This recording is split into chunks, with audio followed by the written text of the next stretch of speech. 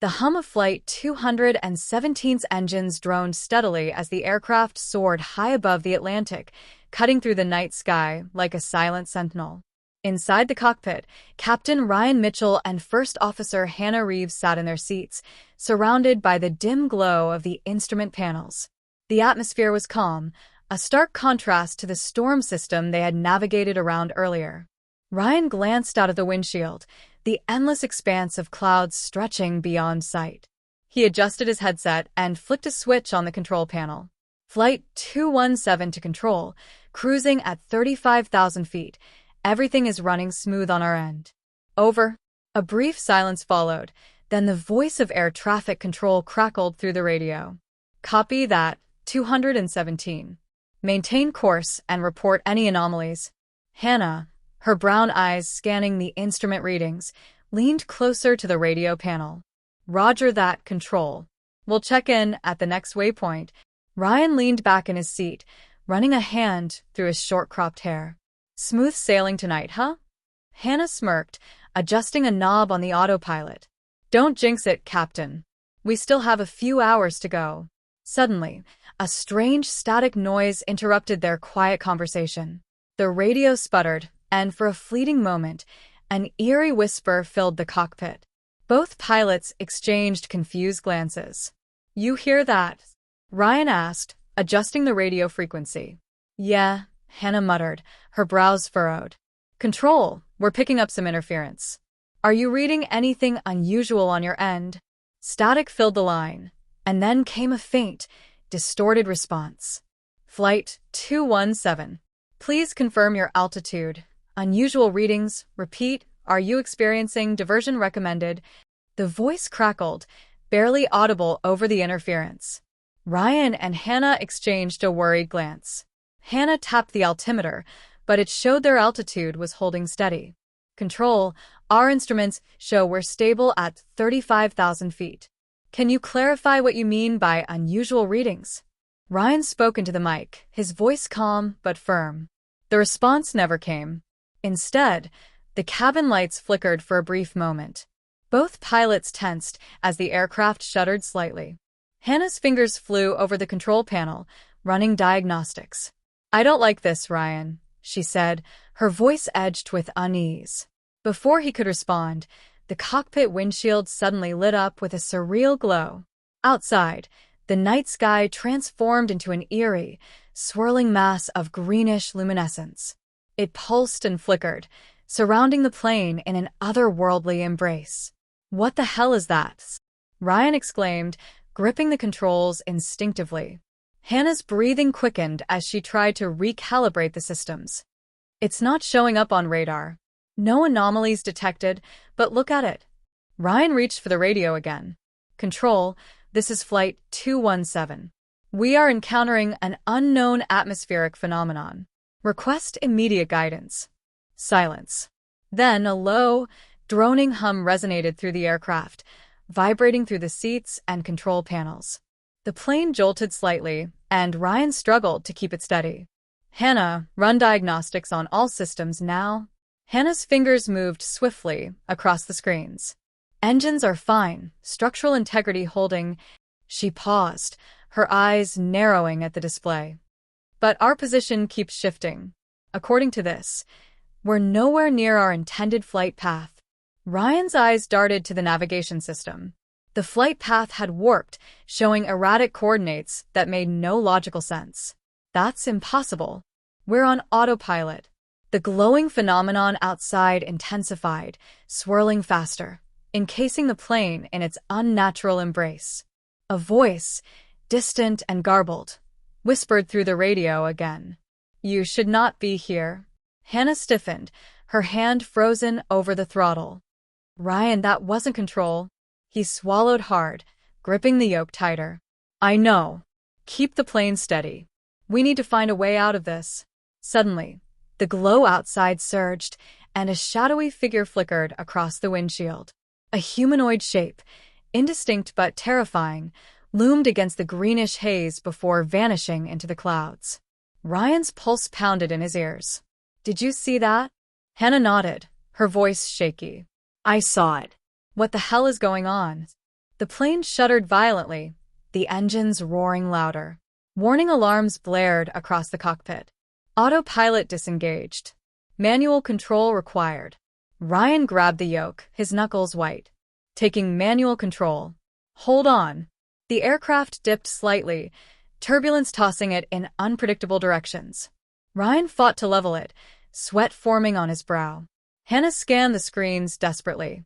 Systems are failing one by one. We're losing NAV data. We have to find a way out of this now. Ryan clenched his jaw, thinking fast. If we descend below this cloud formation, we might break free of whatever this is. Prepare for an emergency drop. Hannah took a deep breath. Roger that. Descending to 20,000 feet. Ryan pushed the nose down gently, and the aircraft began a controlled descent. The glow outside grew fainter, and for a moment, hope flickered in their hearts.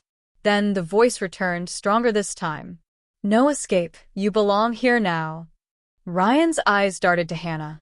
We're not staying to find out what that means. Keep descending. The plane surged downward, breaking through the thick mist. Below, the dark ocean came into view, reflecting faint hints of normalcy. The glow began to recede, dissipating into the night sky. The controls stabilized, and the eerie hum faded. Hannah exhaled shakily. We're back on course. Altitude 20,000 feet and holding. Ryan let out a slow breath, staring out into the now ordinary darkness beyond the windshield. We need answers. And we need them now. As they re-established communication with air traffic control, only one thought lingered in Ryan's mind. What had they just escaped from, and had it truly let them go? The cabin of Flight 217 was filled with the soft hum of the engines, but an eerie silence had settled over the passengers. The initial turbulence had jolted most of them awake, and now they sat with wide eyes and uneasy expressions, glancing around the dimly lit cabin. Flight attendant Lisa moved swiftly down the aisle, her warm smile doing little to ease the tension hanging in the air. Emily sat by the window, her hands gripping the armrest tightly. She had always been a nervous flyer, but tonight felt different. The strange glow outside had disappeared, but a lingering sense of unease remained. Beside her, Emarth Carson, a seasoned traveler, adjusted his reading glasses and gave her a reassuring nod. It's just turbulence, dear, he said, his voice calm but tinged with uncertainty. Happens all the time. Emily forced a weak smile, but didn't loosen her grip. She peeked out the window again, expecting to see nothing but darkness. Instead, her breath caught in her throat. A shadow moved against the glass, just for a second, something that shouldn't have been there at 35,000 feet. Did you see that? Emily whispered, turning to Mr. Carson. He frowned, glancing out the window. See what? Before she could answer, the lights in the cabin flickered, plunging the passengers into momentary darkness. A collective gasp rippled through the cabin. Lisa's voice crackled through the intercom. Ladies and gentlemen, please remain seated. We're experiencing some technical difficulties, but everything is under control. Emily wasn't convinced. She could still feel it, the weight of something watching. The whispering sound had returned, soft and almost melodic, like distant voices carried on the wind. Other passengers began to notice it too, glancing around with wide eyes. In the row ahead, a young boy clutched his mother's hand. Mommy, someone's outside, he said, pointing toward the window. His mother hushed him, but her eyes betrayed her fear. Emily swallowed hard and looked again. The shadow was gone, but the sense of foreboding remained. Suddenly, a thud echoed through the fuselage, sending a tremor down the length of the plane. The passengers tensed. Lisa, now visibly shaken, hurried toward the cockpit, whispering urgently into her handheld radio.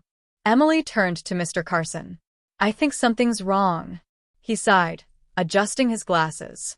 Let's not jump to conclusions. Another thud, louder this time. The plane shuddered, and the overhead compartments rattled. Passengers murmured anxiously. Emily's breathing quickened, and her mind raced with possibilities. Could it be an electrical issue? Turbulence? Or something far worse? Lisa reappeared, her face pale but composed. She leaned toward Emily and Mr. Carson. "Are you two feeling all right? Any unusual sensations?" Emily stared at her. "Unusual? You mean besides the lights flickering and the weird noises?" Lisa hesitated. "Yes. Passengers are reporting strange things. Visions. Feelings of being watched.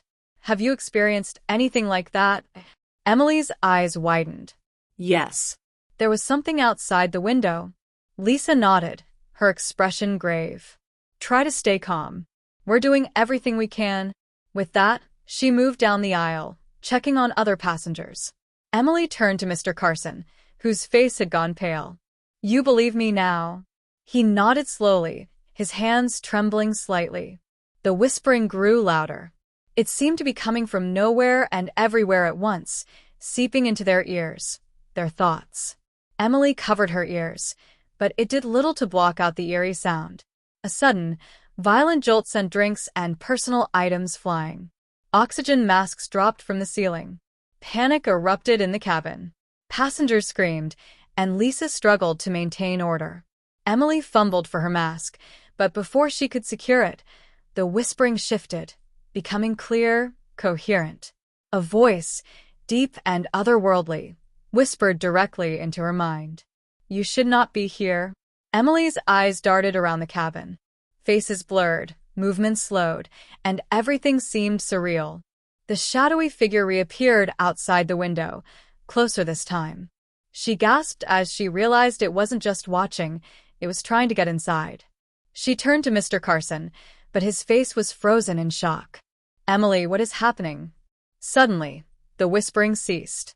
The lights returned to normal, the hum of the engines steady once more. Passengers looked around, dazed and confused, as if waking from a shared nightmare. Lisa's voice came over the intercom, shaky but reassuring. "Ladies and gentlemen, we apologize for the turbulence. The situation is under control." But Emily knew better. Something had come aboard Flight 217, and whatever it wasn't done with them yet. The cockpit of Flight 217 was eerily silent, save for the occasional crackle of static from the radio.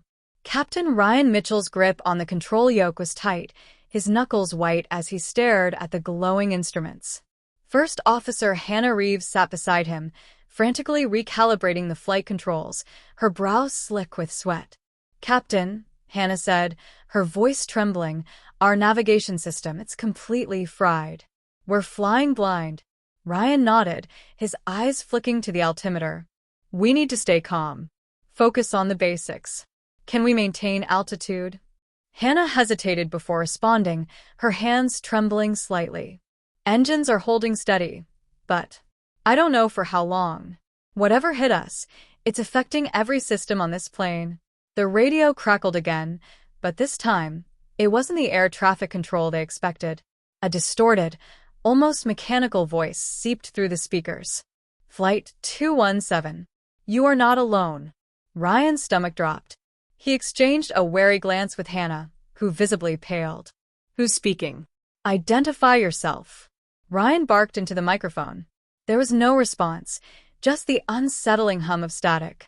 Suddenly, the aircraft shuddered violently, and outside the cockpit window, the night sky twisted into unnatural shapes. Wisps of glowing mist snaked through the clouds, and deep shadows loomed on the horizon. "Ryan, look at this." Hannah pointed at the radar screen, which displayed a cluster of unidentified objects surrounding them, blinking erratically before vanishing. "This doesn't make sense," Ryan muttered. "We're over the Atlantic. There's nothing out here." Then, from the dark clouds ahead, shadowy figures began to emerge. They moved with unnatural fluidity, their eyes glowing an eerie silver. Ryan's heart pounded in his chest. Brace for turbulence. The plane jolted violently, passengers in the cabin screaming as overhead compartments burst open, spilling luggage into the aisles. The cabin lights flickered, casting eerie shadows over the terrified faces. Back in the cockpit, Hannah clutched the armrest. "We have to descend, Captain. We can't outrun this." Ryan nodded, his voice resolute. "Descending to 10,000 feet. Hold on." The aircraft dipped sharply, engines roaring in protest.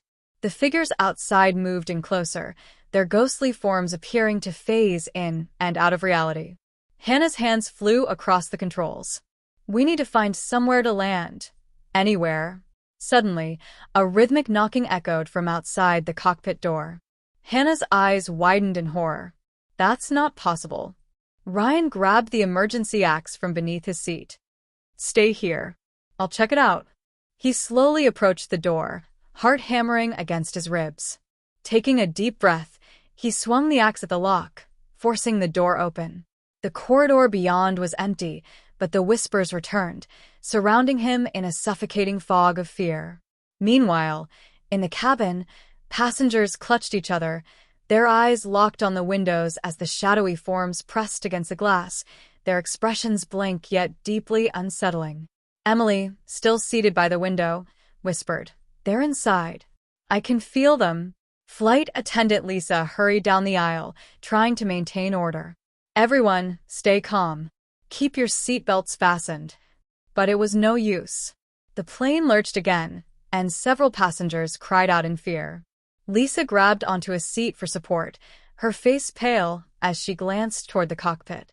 Back inside, Ryan returned, his expression grim. "There's nothing there, but I swear, I felt something watching me." Hannah's eyes darted to the controls. "We need to get out of here, now." Ryan nodded, his jaw tight. "Prepare for emergency landing procedures. We'll aim for the nearest airstrip." He turned back to the radio. "Control, this is Flight 217 declaring an emergency. We need an immediate descent. Do you read?"